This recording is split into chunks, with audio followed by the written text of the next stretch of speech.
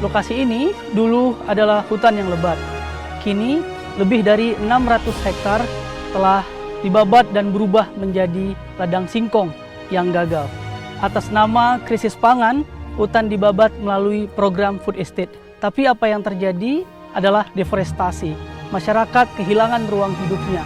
Bibit lokal sulit untuk ditemukan. Bahan pangan dan sumber pangan sudah lenyap dari tanah ini. Assalamualaikum warahmatullahi wabarakatuh. Hai semuanya, pada video kali ini saya akan membahas sebuah kasus penting yang berkaitan dengan permasalahan lingkungan di Indonesia, yaitu deforestasi dan degradasi lahan gambut akibat proyek food estate. Kasus ini tidak hanya berdampak pada lingkungan lokal, tetapi juga memiliki implikasi nasional dan global. Yuk kita simak bareng-bareng.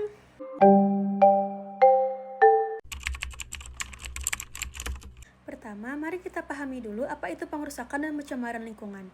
Pengerusakan lingkungan adalah perubahan negatif yang menghilangkan fungsi dan kualitas lingkungan, sehingga lingkungan tidak bisa mendukung kehidupan secara optimal.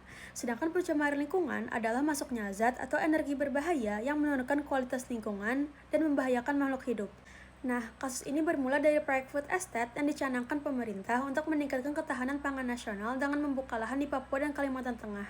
Namun, pembukaan lahan ini menyebabkan deforestasi besar-besaran dan kerusakan lahan gambut yang sangat penting sebagai penyimpan karbon alami. Dampaknya pun sangat serius, mulai dari hilangnya habitat satwa, meningkatnya emisi gas rumah kaca yang mempercepat perubahan iklim, hingga konflik sosial dengan masyarakat adat yang kehilangan hak atas tanah mereka. Dari sisi hukum, kasus ini menimbulkan berbagai masalah. Secara administrasi, proyek ini harus memenuhi kewajiban analisis mengenai dampak lingkungan atau disebut dengan AMDAL. Jika tidak, pemerintah dapat memberikan sanksi berupa penghentian kegiatan atau pencabutan izin. Secara perdata, masyarakat yang dirugikan berhak mengajukan gugatan ganti rugi atas kerusakan yang terjadi. Sedangkan secara pidana, pelaku yang menyebabkan pencemaran dan kerusakan lingkungan dapat dikenai hukuman denda dan penjara berdasarkan UU Lingkungan Hidup.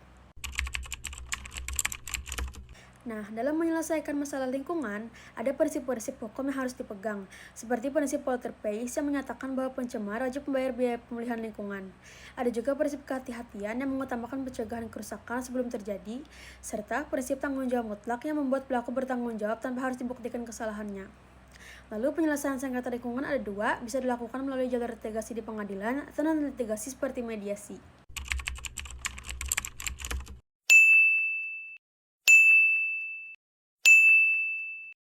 Masyarakat memiliki peran penting dalam pengelolaan lingkungan.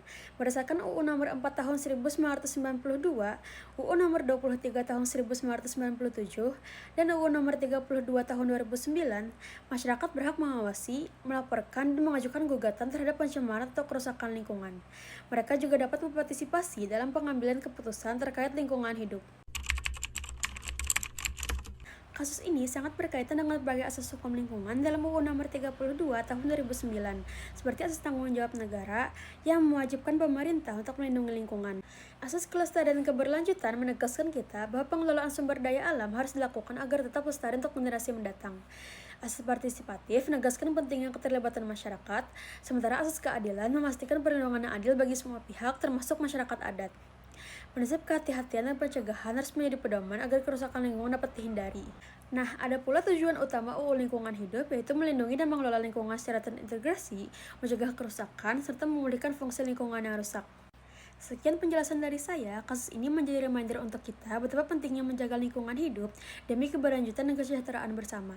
Terima kasih sudah menonton. Jangan lupa untuk peduli dan aktif dalam menjaga lingkungan kita. Wassalamualaikum warahmatullahi wabarakatuh.